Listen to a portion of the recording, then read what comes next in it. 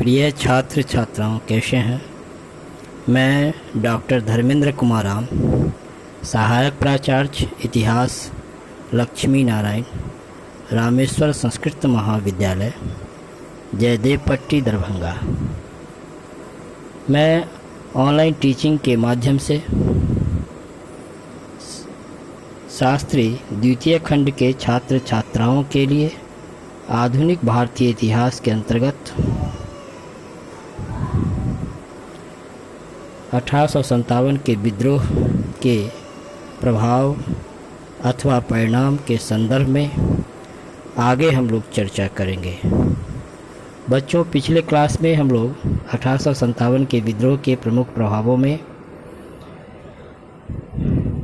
प्रशासन के क्षेत्र में, ब्रिटिश प्रशासन के क्षेत्र में जो परिवर्तन हुआ कि 1858 के भारत सरकार अधिनियम के तहत अंग्रेजी ईस्ट इंडिया कंपनी से शासन लेकर अब सीधे शासन की बागडोर ब्रिटिश सरकार या ब्रिटिश क्राउन या संसद के हाथों में सौंप दी गई। सेना को पुनर्गठन किया गया, उसका विभाजन किया गया और यूरोपीय तथा भारतीय सैनिकों का अनुपात 1:2 कर दिया गया तथा सेना के प्रमुख पदों पर केवल अंग्रेज़ों की ही भर्ती करने का प्रावधान शुरू हुआ। साथ ही 1861 ईस्वी में भारतीय परिषद अधिनियम पारित किया गया, जिसके तहत यह प्रावधान किया गया कि 3 भारतीयों को विधान परिषद का सदस्य नियुक्त किया जाएगा।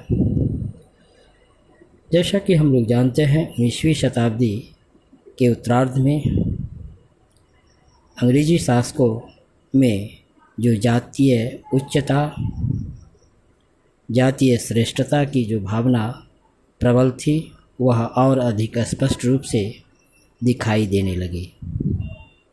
ब्रिटिश साम्राज्यवाद की मूलभूत आवश्यकताओं की पूर्ति और अपने शासन को बनाए रखने के लिए अंग्रेजी सरकार ने अपने वैचारिक औचित्य की आवश्यकता को, उनके शासन को स्वीकार्य बनाया जा सके, इसके लिए अंग्रेजी सरकार ने श्वेत व्यक्ति का बोझ अथवा वाइट मैन्स बर्डन थ्योरी के दर्शन और उनके द्वारा भारत को सभ्य बनाने की भूमिका को प्रतिष्ठित किया गया।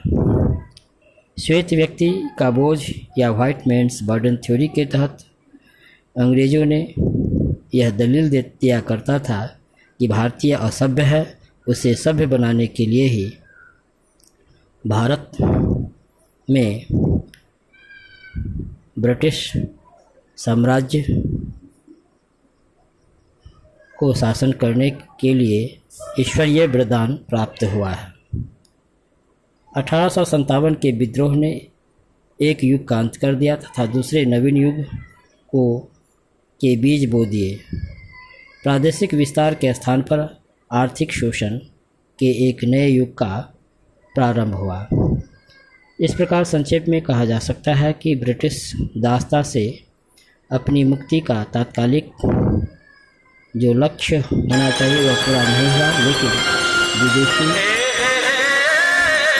शासन को समाप्त करने के लिए लोगों ने जिस वीरता और बलिदान की भावना का परिचय दिया, वह आने वाले दिनों में भारतीयों के मानस पटल पर अंकित रहा और राष्ट्रीय आंदोलन को प्रेरित